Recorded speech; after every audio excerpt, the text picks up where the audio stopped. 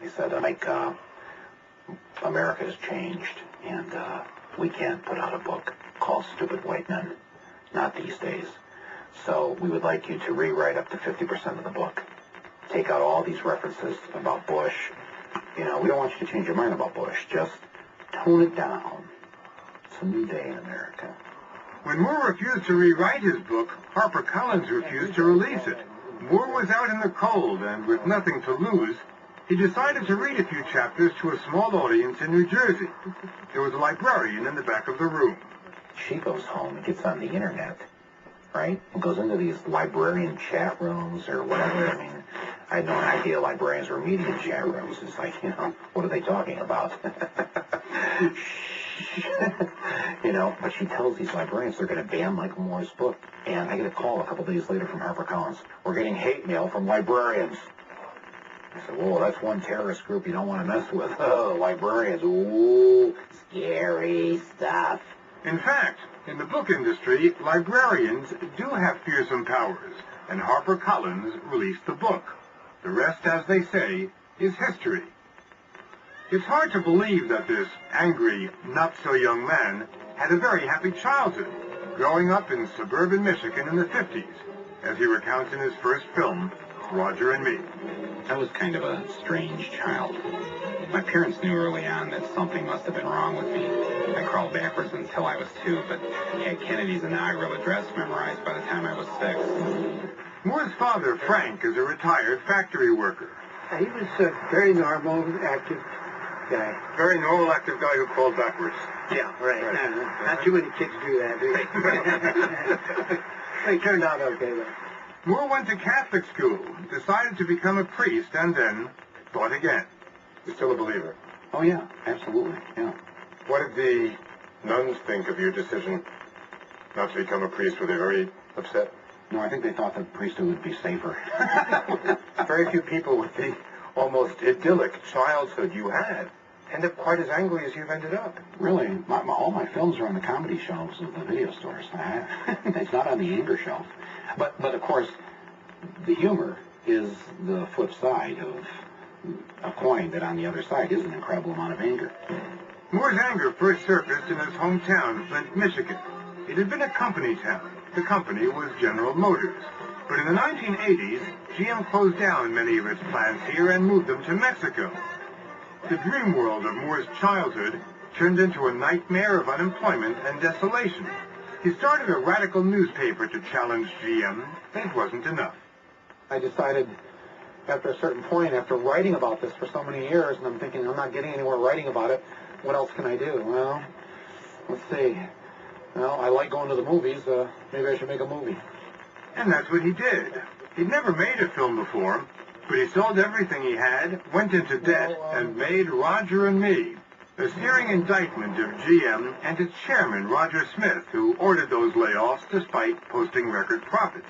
In the film, Moore vainly pursues Smith. At a county fair, thousands of people were being entertained by the diving donkeys. At Smith's athletic club, I have no idea whether he's here or not, but you are going to have to leave him alone.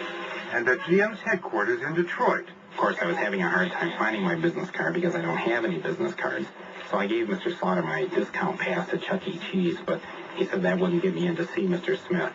At the end, Moore finally succeeds in having a word with Roger Smith, but only a word. Could you come up to the point where I'm not counting, sir? You were accused of taking cheap shots at Roger Smith, cheap shots at General Motors. Good. I take that as a compliment. Cheap shots, they deserve cheap shots and a lot more than that.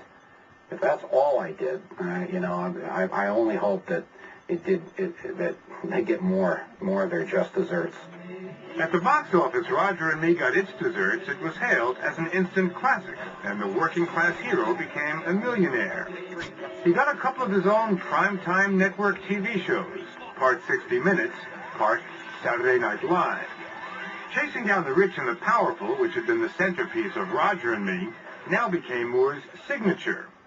He hounded Ken Starr with his own witch hunt. Judge Starr, I think I found a cheaper way to conduct a witch hunt.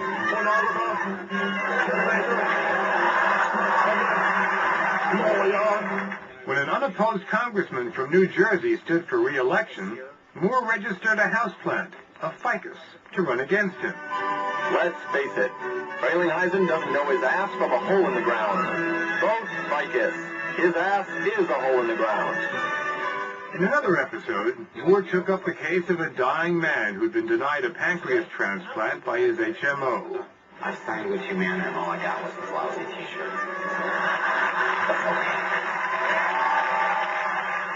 The HMO's PR man kicked Moore out of the building, so Moore held a mock funeral for the dying man outside the company's headquarters.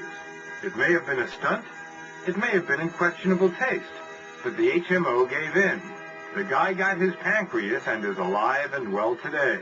But remarkably, despite his successes, Moore insists he's really introverted and shy, and not cut out to do this kind of work. I hate it, actually.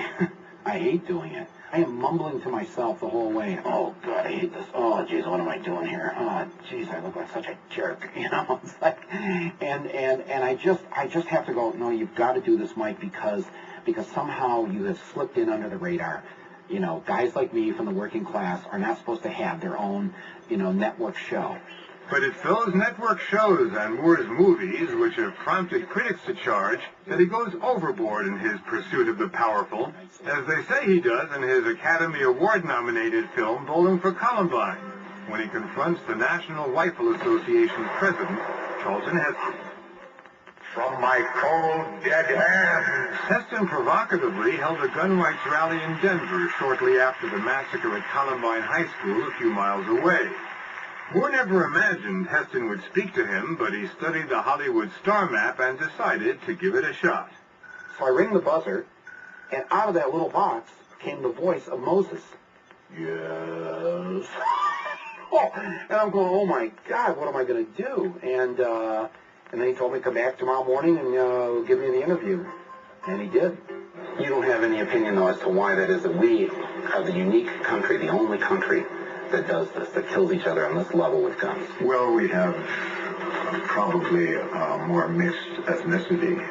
There was Charlton Heston, who was quite old, and there you are, a very smart, middle-aged guy, pumping him. I mean, he didn't have a chance. He is the president of the most powerful lobby in Washington, D.C. If he can't hold his own, I mean, you don't really feel sorry for him. I mean, really, ultimately, right? Because what he's up there doing is promoting easy access to as many guns as possible for whoever wants them. And that's caused a lot of heartache in this country. Heston walked out on Moore, but it was Moore who got pilloried in much of the mainstream media for once again dragging people in front of the camera just to humiliate them. I drag the people who have made life miserable for millions of people in front of the camera, and they humiliate themselves. But Michael, I don't give these lines to Charlton Heston. I did not sit there and say to Charlton Heston, hey, why don't you say on camera that the problem with America is its mixed ethnicity? I don't give them these lines. People say that what they really don't like about your work is that you put yourself so much at the center of the action that the issues take a back seat, that ultimately the film is not about guns or General Motors or Flint, but is about Michael Moore. Think about this, right?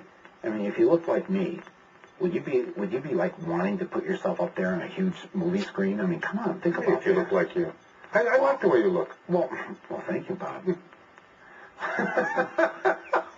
Nobody wants that, but I realize that I'm there as a stand-in for all the average, Joes out there who don't get to make a movie to express their point of view, which happens to be similar to mine, so they can sit there in the theater and give the screen and the old Bronx cheer every time we walk into those corporate headquarters or do something that is for them.